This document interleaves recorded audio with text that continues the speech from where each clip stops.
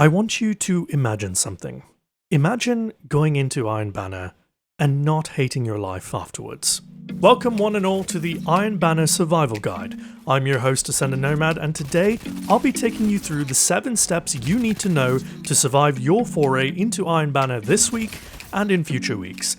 This is a survival guide, meaning it's for the PvE players who don't like PvP, and for the PvP players who wish they were better at being more zen about the whole thing.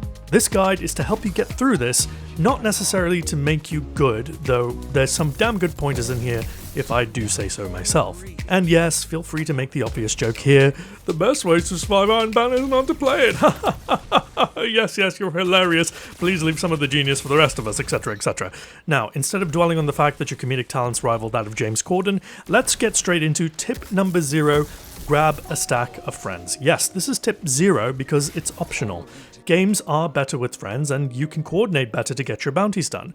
But if you are one of those people who prefers to spend their time and their evenings on Reddit, then you're probably better off heading into the freelance playlist anyways.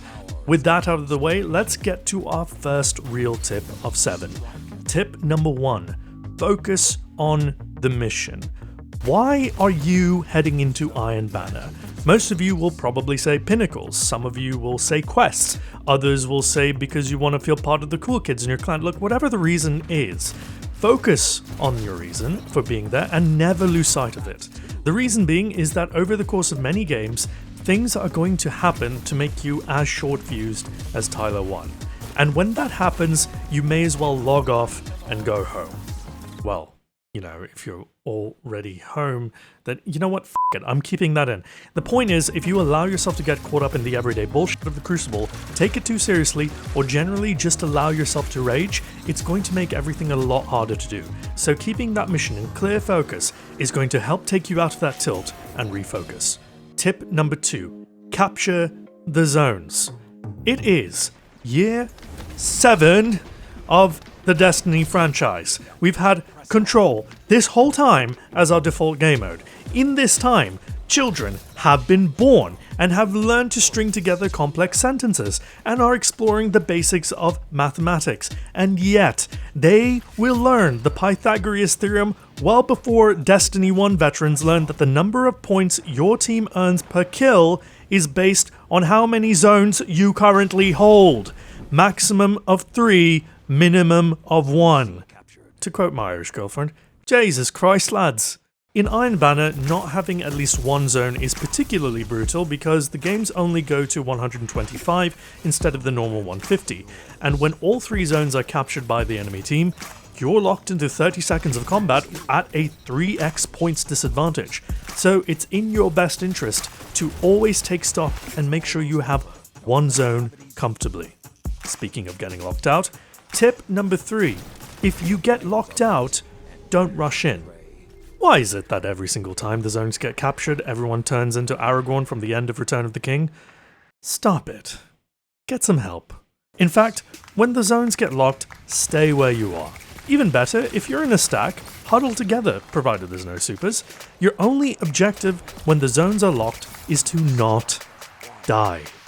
Practice the art of holding back, watching a lane from next to cover, and shooting folks that come into view of your crosshair. You don't need to give them a hug. I know it's been a long pandemic, but just wait a little longer. Don't simp for the other team needlessly. It'll give them 3 points as well as leave your man a side down. As well as leave your side a man down. Yeah, that one. Tip number 4, make sure you use weapons you're comfortable with, not ones that are considered meta. Aside from weapons required to complete quest steps, go into Crucible not with the weapons you think will do the most damage or be the most effective, but the ones you're most familiar with. This is because if you're not good at PvP, it's probably not just your ability with a loadout that's holding you back. Getting used to the tempo of a game and a rhythm of the actions within it will be a lot easier if you're comfortable with your weapons. Yes, okay, that false promises with Overflow and Rampage won't be as effective as an explosive payload Fatebringer, but if you like it, bring it with you. When you are trying to get used to the flow of the game, the number one thing that disrupts that flow is if you have weapons you don't know how to use well, because at every turn, every approach, and every engagement, there's a moment of hesitancy that will throw you off. It won't feel natural. This is what everyone goes through when they're learning a new weapon, but if you're just in to get your pinnacles and get out, don't make your life needlessly stressful for yourself. When you want to improve, then we can discuss optimal loadouts. If you're an Iron Banner with an improvement mindset and are just specifically trying to get good with certain weapons, excellent, disregard everything I just said. But for everyone else, Crucible is much easier to bear when you're not fighting your weapons. You know what else makes Crucible easier? Grouping up with folks in our Discord server, the Tribe. Head on down to the link in the description, it's right beneath that like button. Tip number 5, look for your teammates and help them out. So if you're someone that has a hard time knowing what next to do or finding enemies, look at where your teammates are.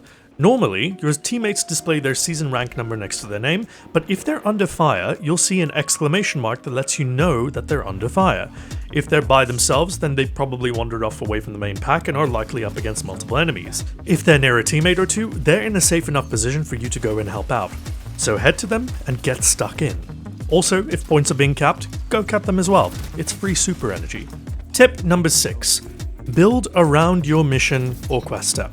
So this time around in Season of the Lost, our playlist weapons are a sidearm and a pulse rifle. These two archetypes actually complement each other perfectly, quite honestly. You give up a one-shot special ammo option by running double primary, but if you're not confident in your shots, having two weapons with infinite ammo should encourage you to shoot them more, thus helping boost your confidence.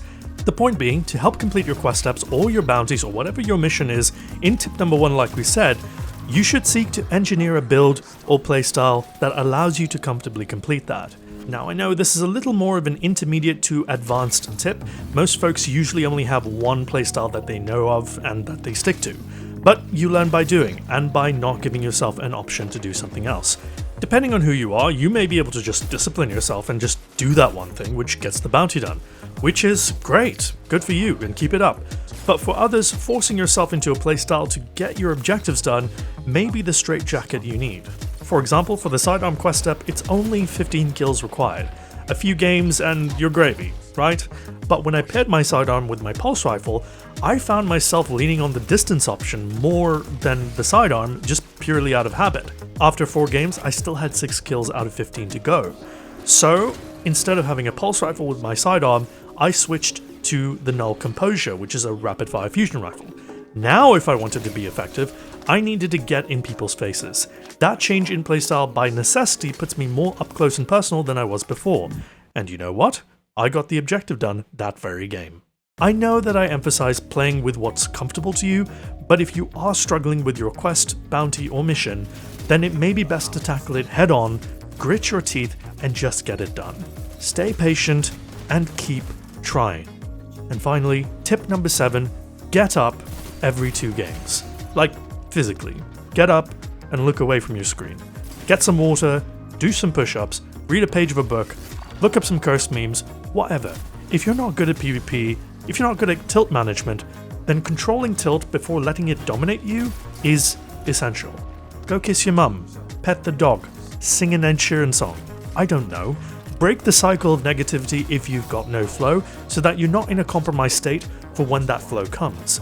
But if you're in the zone, don't break it. Keep cool, keep calm, and carry on. You got this. And that's all she wrote, I'm afraid. I'd give more specific details, but I'm sure that's enough for you to digest from one video. After all, this is a survival guide for the players who need a bit of help just getting through it. Hope that was useful, please leave a like if it was, and sub if my voice made you pay attention. Trick question, you're at the end, so of course it did. Thanks for watching. I'm Ascendant Nomad, and I'm your Crucible Doctor. Cheers.